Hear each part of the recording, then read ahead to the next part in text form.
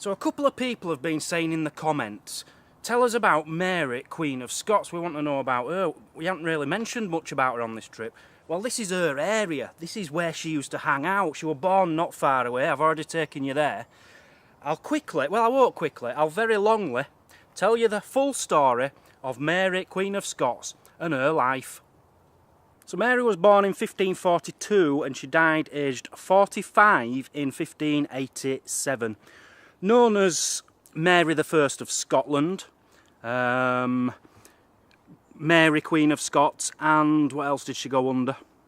Mary Stuart, which was her real name, I suppose. So Mary was the daughter of King James V. Now, she was born prematurely, so she was a bit small to start with, but she soon grew up. She was his only daughter and only legitimate heir to the throne. And he died of some weird thing. Something weird happened to him. It's said that he died from nerves after a battle.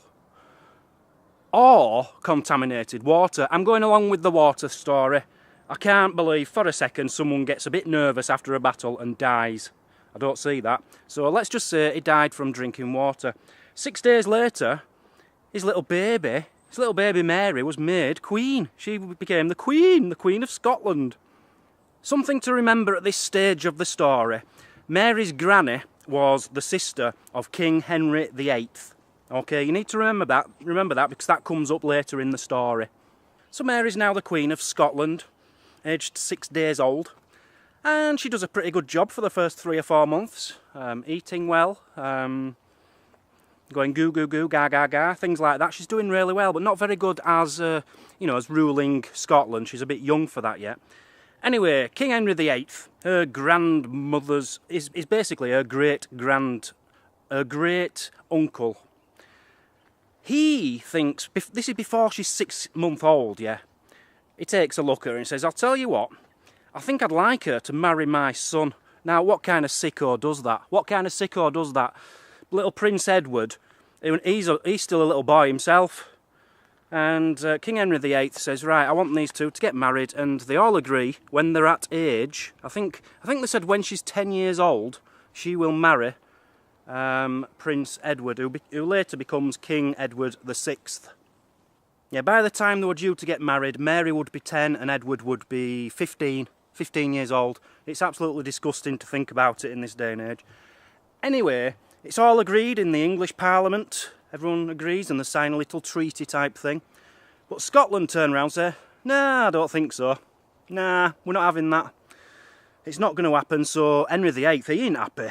He don't like anyone going against him. He normally cuts their heads off, stuff like that. So he sends a big army up to Scotland to sort them out. Says, my son is going to marry Mary, and we're going to join Scotland and England together, and it's all going to become part of one family, Edward's family, my family. So the English march up into Scotland, led by the Duke of Somerset. And they go to Pinkie Clough. They have a battle at Pinkie Clough. Now, to tell you the next bit of the story, I suppose I'll have to go to the Battle of Pinkie Clough. Or Clough. I don't know how you say it. The Battle of Pinkie, it's also known as. We'll go with that. So here we are at the site of the Battle of Pinkie, or Pinkie Clough. I don't know how you pronounce the last word. Pinkie Clough. The Battle of Pinkie. The English against the Scots. This is the last battle between the English and Scots. Apart from football hooligan fights, but that's not counted as a proper battle. Now the English were here, they had 18,000 men, and the Scots had 22 to 23,000 men. Although the English claimed that they had 36,000 men, did the Scots. So whichever way it is, the Scots far outnumbered the British, the English. But this was like the first of a new kind of warfare. The armour and the weapons which the English had for this battle was never seen before, and it was always going to be a massive victory for the English. So this was on the 10th of September 1547, and they met here, right here. And the Scots went up to the English. This was quite brave of them. 1,500 Scottish men on horseback, cavalry, went up to the English and says, right, give us 1,500 of your English and we'll fight one-on-one, yeah? 1,500 of our horses against 1,500 of yours. The English agreed to that. Okay, we'll go along with that. They had a battle, big battle here. Horses against horses. Not horses, it's the people on the horses. The horses themselves weren't fighting. But they had a big battle. The English absolutely destroyed them. Pretty much wiped out the entire Scottish cavalry just in that one little battle. It's because they had better weapons, better armoury, you see, better pokey, sticky things for jousting type, knocking them off their horses, things like that. They just had far superior weapons and destroyed the cavalry. One thing which was put forward then was a Scotsman came up, he says, my leader, Aaron, he wants a fight with your leader, the Duke of Somerset, just a one-on-one, yeah? Them two have a fight. The Duke of Somerset said, nah, can't be bothered. So then the Scottish went up and they said, right, we'll give our 20 best men and put them up against your 20 best men. Whoever wins, wins the battle. So the Duke of Somerset thought about this and he turned round and he went, nah, I don't like that. Nah, can't be bothered, that ain't happening. So the Scottish realised they're going to have a proper, massive battle. And they thought the only way they're going to beat the English, or the only way they've got any kind of chance, is to get in there and have hand-to-hand combat. Because the English had far superior weapons.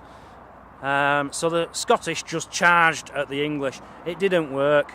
They had no chance. It was never going to work. Over here you've got, I think that's the River Esk. And England had battleships in there as well. They were pounding the Scottish with battleships. At the time that happened, you didn't have trains going through. You didn't have 125 trains going through in them days. So that just spoilt the scenery a bit. But anyway, the battleships were firing at the Scottish. The English were getting at the Scottish. The Scottish started running away. You can't blame them. They ran towards the River Esk. And they were chased for 5 miles by the English. The English just kept slaughtering them all. A lot of the Scottish drowned trying to cross the River Esk, but it's just such a fast-flowing river, they've no chance of getting over there. And yeah, the English absolutely destroyed them. It's thought that there were 500 English casualties and 15,000 Scottish casualties and 2,000 prisoners taken. So, yeah, not a good day for Scotland, and that was the last battle between the Scottish and the English. Like some people say, it was like a Renaissance army fighting a medieval army. That's a good way of putting it. It was like Scotland was so far behind in technology when it came to weapons and armour compared to the English. They had no chance. So let's get back to the other spot, because that's where the story continues. So we're back at the first spot now. So Henry VIII, he died 9 months before the Battle of Pinkie. But all the English says, look, we agree with what he said. Prince Edward should marry little Mary.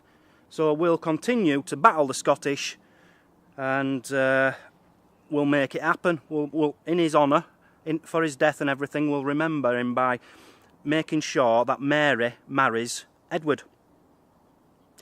Now, the Scots were a bit scared that Mary was going to get captured or something, so they turned to the French for help. They wanted, because they liked the French. I don't know why. I don't understand the history between the French and the Scots getting on so well back then. I don't really understand it, but they did. And by the way, there were some Scots guys in a tent this morning shouting at a French guy because he was snoring too loudly in his tent. It nearly turned into a fight. I just stayed in my tent and laughed a little bit. They sent Mary to France for her safety at aged 5 years old, and she spent most of her childhood there.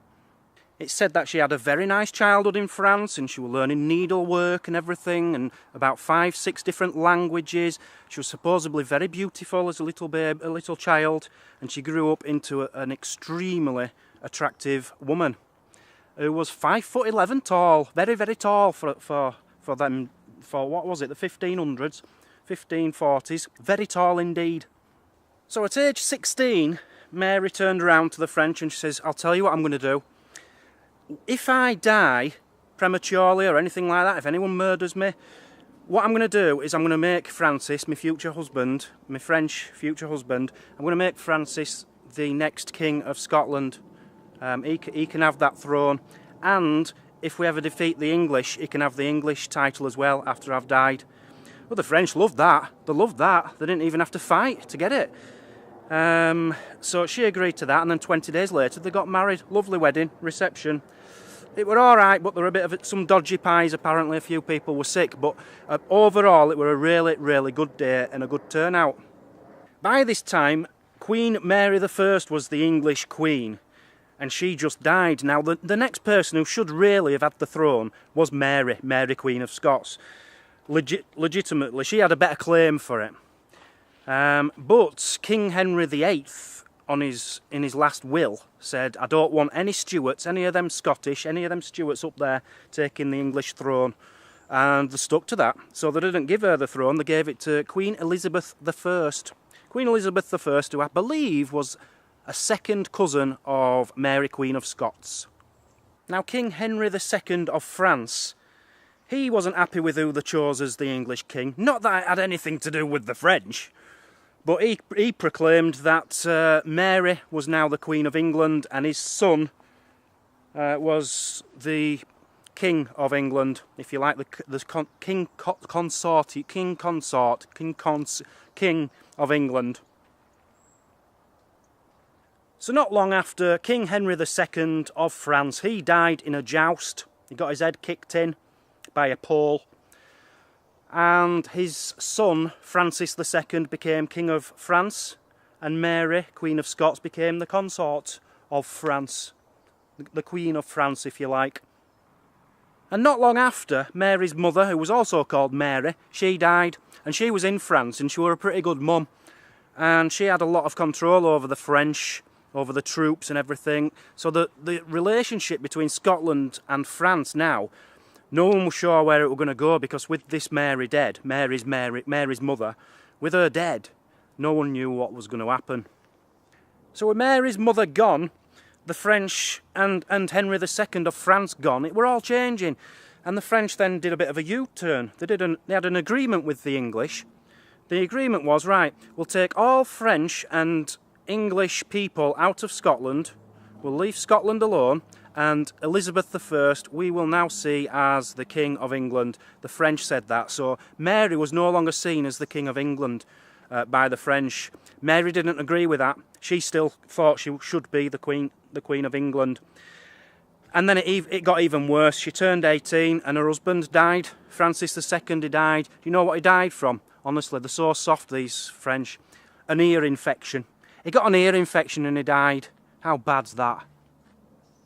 So who became the King of France after that? It was Francis's little brother, who was 10 years old. He became king, but the person who ruled the country was his mother. Catherine, she was called. Now, Mary and Catherine didn't get on. Catherine never liked her daughter-in-law. So it was never going to work. She just turned against her straight away. So Mary thought she'd better get out of France. She disappeared from France, I think aged 18 or 19. And went back to Scotland. Now, this is where it all started to get a bit ugly, because Mary was a devout Catholic, and all of Scotland and England were divided between Catholics and Protestants at the time.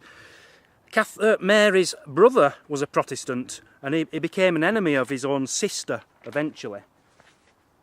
A brother was called the Earl of Moray, and he actually became the leader of the Protestants. That's how high up he became. He hated Catholics. Imagine having a sister who's the Queen of Scotland, who's a Catholic, and you're the leader of the Protestants. It must have been quite uncomfortable at mealtime, sat around the table. But Mary, being as lovely as Mary was, she still kept him. He was like her chief advisor. Even though he was a Protestant and he hated her guts, she kept him as her chief advisor. Anyway, she sent some dude, I don't know his name, some dude down to London to see Queen Elizabeth, and say to Queen Elizabeth, look, I've been sent by Mary, and she says, look, don't hate me for this, yeah? It's not my fault, don't shoot the messenger. She said to me, when you die, would you mind putting it in writing that Mary can become Queen of England? And Elizabeth thought about it for about half a second and said, no, I'm not going to say who's going to be the next King or Queen of England. So no, you can go back and tell her that. In fact, I'll shoot you anyway. She probably shot him. She shot the messenger. But what Queen Elizabeth I of England did say is, at the time, I can't see a better heir to my throne when I do die.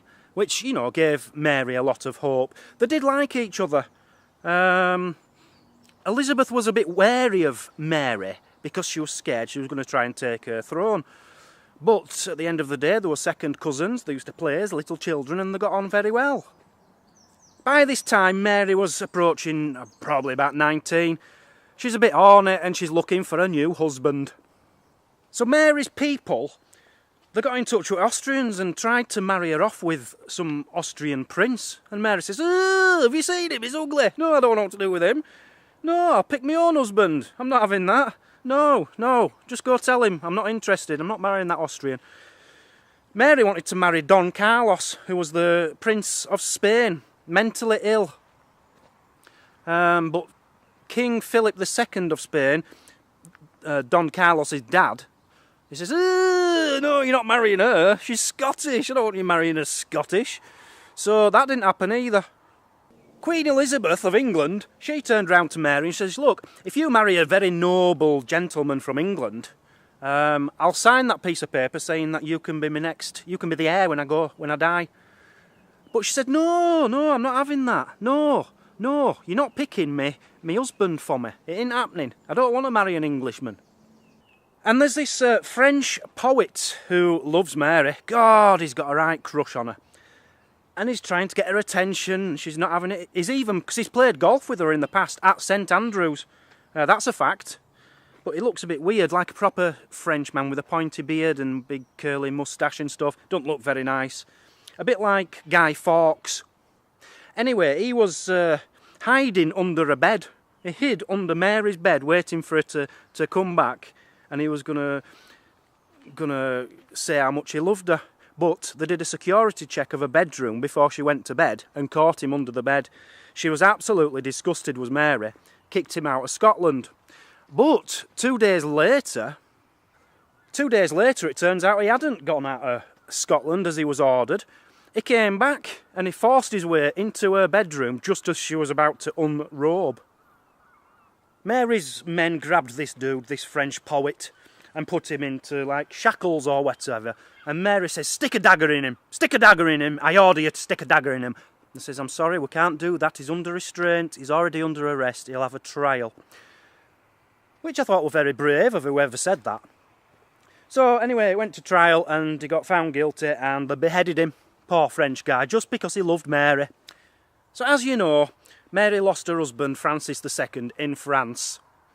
And while she was mourning, just after his death, some English family sent over their son, Lord Darnley. Because Lord Darnley was Mary's cousin, first cousin. And they sent him over to give his condolences, basically. But what they were actually thinking is they wanted him to marry her. Trying to get them matched up together. Trying to marry the cousin with another cousin. Can you imagine marrying your cousin?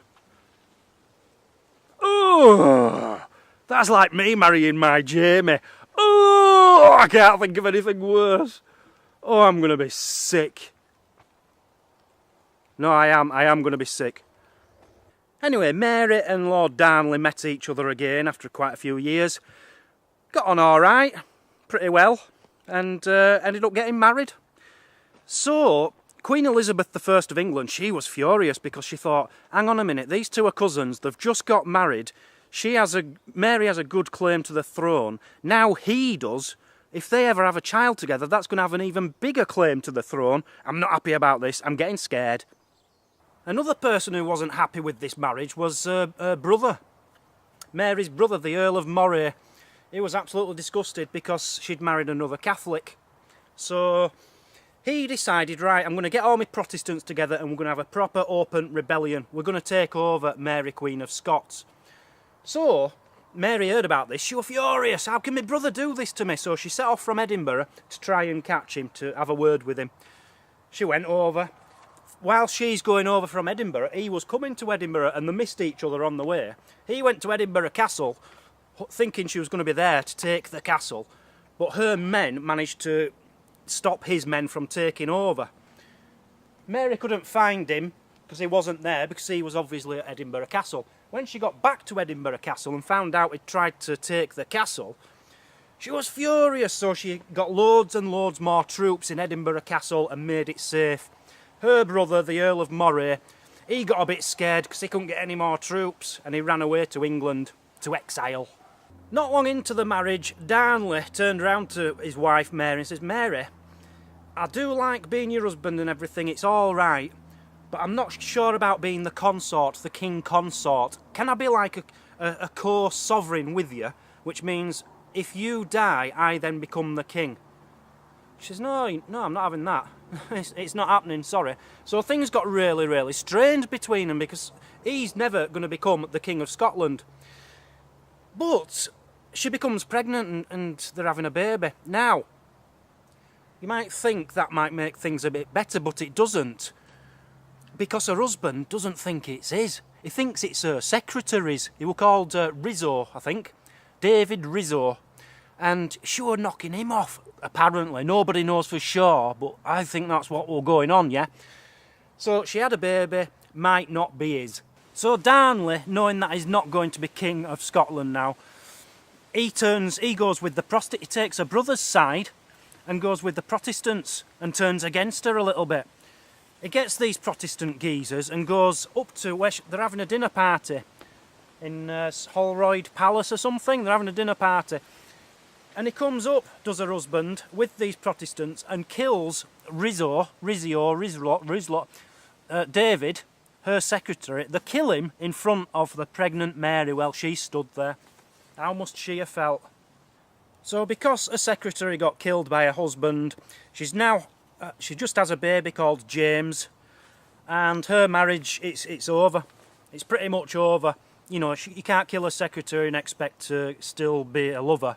So that's going a bit nipples up. So she goes to see a friend of hers. A friend is called the Earl of Bothwell. The Earl of Bothwell, he's pretty poorly. He got some injuries from some scuffle. He got in a bit of a fight. And he's injured, so she goes to see the guy.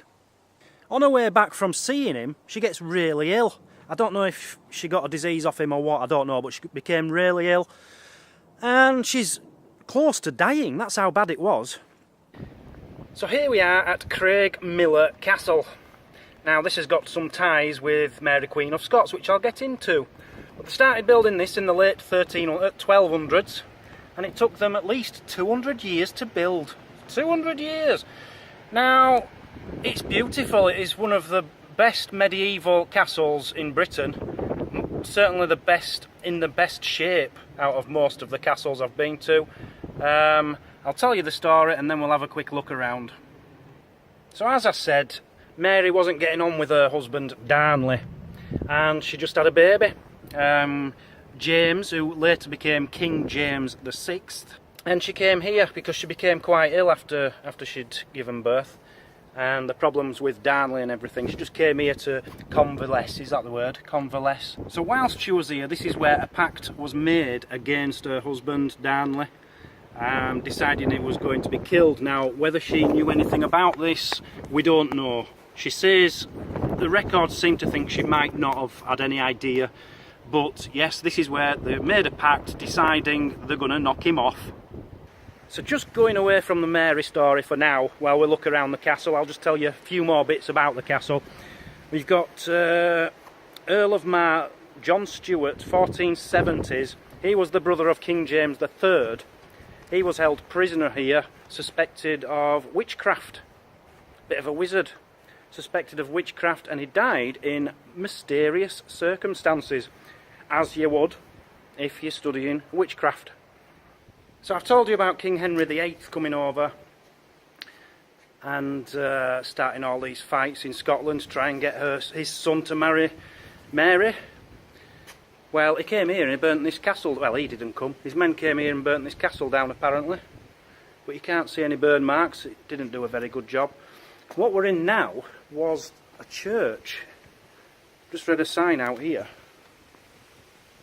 Converted into a church in 1687, and then in 2015 it was converted into some toilets. So one last thing before we go inside. Other people who have been are James VI, the son of Mary. He has been here himself, and so has Queen Victoria. She's paid a visit. So Mary came here twice, and she used to love to do archery, hawking and riding here, apparently. That used to be a big pool, and Mary, I believe, was stood right there at one point, firing her archery stuff, just over here. I know that because there's a picture here. Oh, that's how they imagine it did happen. Whose hands are them? Who's that there? Not my hands. Ugh. I'm presuming this used to be a staircase, but you've got pigeons living in here now. This must be to stop them getting in, but it doesn't work. And in here is the kitchen. I'm guessing this was the kitchen with this big hearth. So this is the living room. And in here, this is the bed chambers. So they'd sleep in here, they'd living rooming in there. That's a fireplace, that's from the 1500s, that's pretty cool. But down here, this is exciting. So the wine cellar. Excuse me for being thick, but isn't a wine cellar supposed to have wine in it? Isn't this just a cellar? It's just a cellar. I wouldn't have come down if I'd have known. I used to live in a cellar. So now we're in the cellar, which isn't a wine cellar, this is a normal cellar. If there's any wine in here, there'll be trouble. Small garage, 1 minute.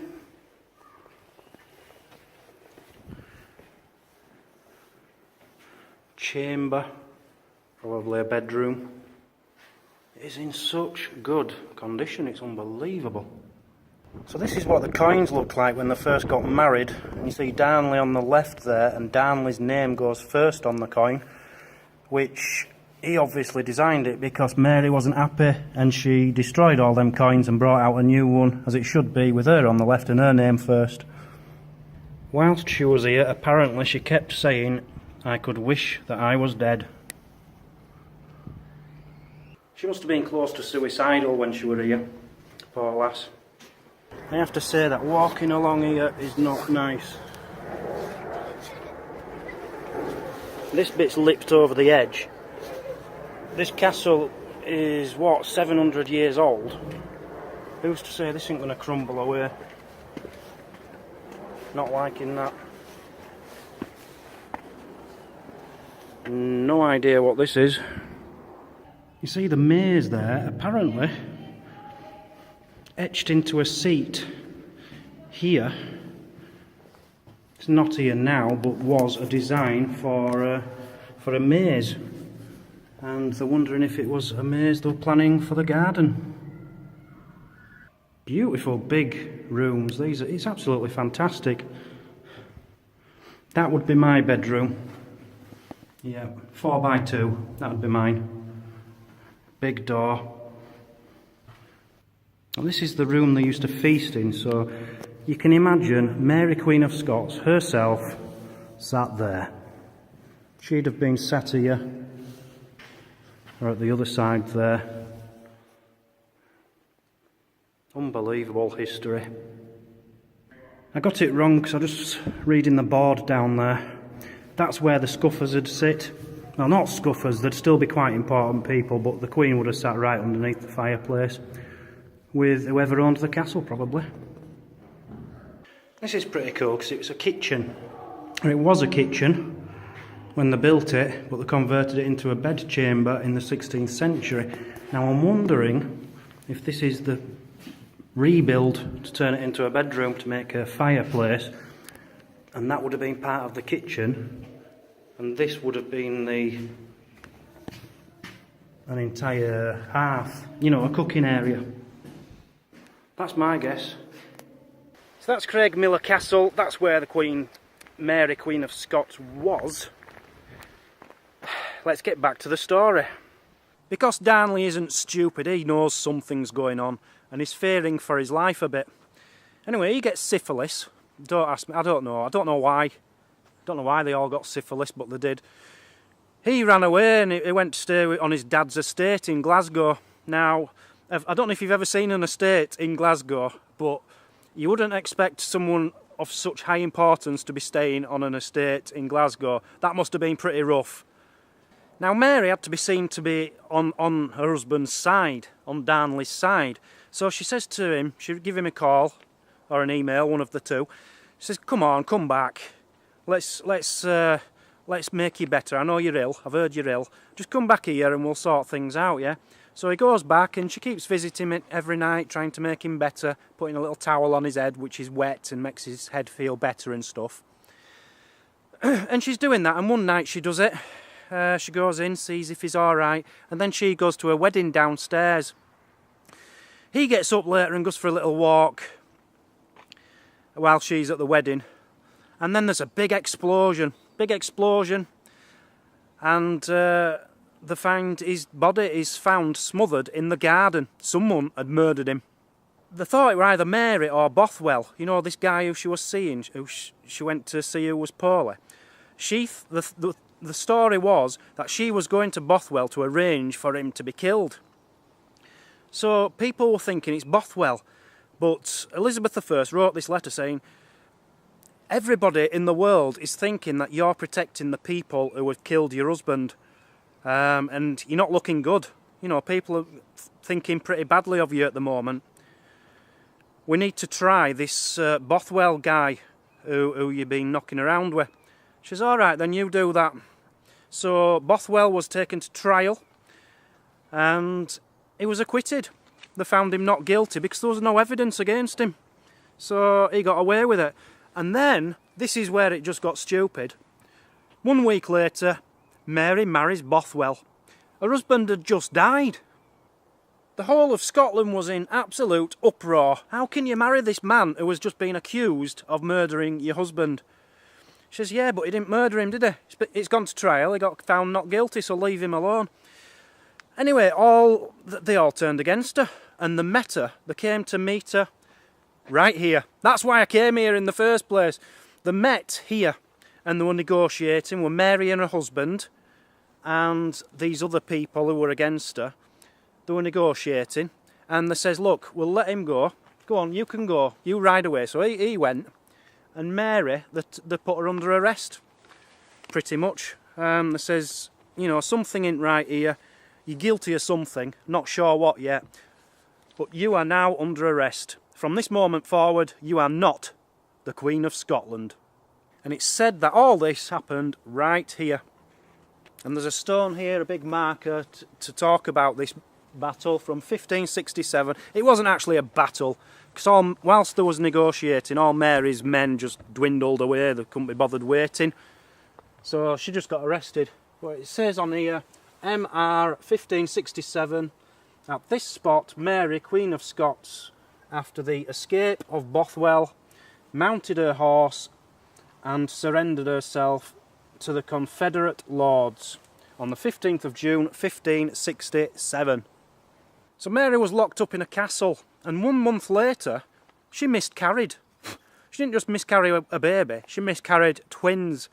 She miscarried twins 1 month after she was right here surrendering. Now, who was the father? We'll never know. Was it Bothwell? Was it a husband who's just been murdered? Was it a secretary? It could have been anyone. Honestly, she wasn't fussy, wasn't Mary. Bit of a goer. So whoever the father was, unfortunately, the children died. So it was 1 day after she miscarried that she was officially made not the Queen anymore. Her son became the king, James. James was only 1 year old, so the guy who was leading Scotland then was her sister. Her brother, sorry. Mary's brother then became looking after the country whilst her 1 year old son was growing up and she was in prison. She asked Queen Elizabeth of England to help her out. She says, "Well, I need to know that you didn't kill your husband Darnley first. Who's to say you didn't do it? So she went on trial, and they brought out a load of letters. These letters were addressed to Bothwell saying, go on, kill me husband for me. Go on, kill him, I don't like him anymore.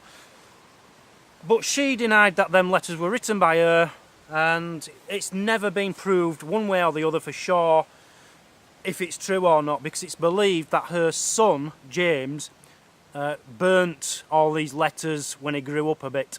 But this became one of the strangest trials in history, because nobody was found guilty and nobody was found not guilty. They let her go, but she was still under arrest. She was still under house arrest. She couldn't go anywhere. So she was never found guilty, but she was still a prisoner. I say prisoner, she lived a life of luxury. She still had 13 servants all around her. She lived in a beautiful little houses and stuff. She could still go out riding, but she was confined to a little estate in certain places. They kept moving her around a bit to give her a better view. But yeah, she was officially imprisoned. So while she's in prison, she gets really ill and she becomes lame. I don't know why. She got lame, which means she walked like that. Now, Elizabeth I, Queen of England, says, look, I'll help you get your crown back if you like. All you have to do is become a Protestant and turn the whole of Scotland into Protestants. So get rid of all Catholics, we'll just all be Protestants. Mary and all them, they said, no, that ain't happening, definitely not happening. This is where Mary got a little bit stupid. She'd been sending letters out from a little prisony, cushy house. She was sending letters out, and one of these letters apparently said that it was trying to assassinate Queen Elizabeth of England. She was trying to get her killed. Now, Elizabeth of England found out about this. She wasn't happy because she was nearly dead. And she had to be tried. She had to be tried for this. She got arrested, did Mary. She was arrested for treason, and Mary says, well, you can't do me for treason because I'm not English. I'm a ruler of Scotland, which she wasn't anymore. I'm a ruler of Scotland, I'm not English. You can't try me under an English law like that for treason. Good point, really. But she had a trial and she was found guilty of treason. Now, Elizabeth I of England, she wasn't... Her sentence was death, yeah, to be beheaded. But the Queen of England, she was a bit wary about signing a death warrant for Mary because she was scared that her son, James, when he were a bit older, he'd come back and try and blame Elizabeth for her death, and she wasn't sure about it. But eventually she thought, oh, sod it. She signed the papers. She was going to be executed by cutting off her head. So the day came, 7th of February 1587. She's there, she's just about to get her head cut off. The executioner, he kneels before her and he says, excuse me, Mary, will you forgive me if I cut your head off? And Mary turns round and says, I forgive you with all my heart. I just hope you can bring an end to this horrible life I'm having. Something like that. So she said her last words. I think she said it in Latin, but what it actually meant was, into thy hands, O Lord, I commend my spirit. Now, I've heard that before because it's in Jesus Christ Superstar. I'm sure someone says that at the end where Jesus is on the cross. Anyway, that was her last words, and the executioner cuts her head off. Now, it didn't go smoothly. The first time he tried to chop her head off, he caught her on the back of the head. That must have hurt because it didn't kill her. And then the second time, it cut most of her head off, apart from a bit of sinew. Yeah? And then he cut the rest off. What did he use? I think he got an axe. Yeah, he put down the big swordy thing and he just got a little axe and chopped the sinewy bit off. That's true. So, and then he held up her head. And what's amazing is, as he held up her head fell down, and in his hand was a wig. She'd been wearing a wig all these years, and she actually had very short grey hair. That's true as well. And underneath Mary's skirt, after she'd been executed, they found a little dog. She had a little Skye Terrier dog hidden underneath her skirt. Now, this dog wouldn't leave her body, it wouldn't leave her side because it loved her. And it was covered in blood, and they ended up having to forcibly take it away to get it washed and cleaned up. That's a true story as well. So that's the story of Mary, Queen of Scots. I'm sorry it dragged on and on and on. It is a very long story. The way I told it, it might have come across a bit boring, but I challenge anyone to say it any better. I'll leave it at that for today. I've got to get to my next campsite. I'm leaving Scotland. I'm off to the north of England. Woohoo! I'll see you hopefully tomorrow, if not the day after, on Digging the Coast 365.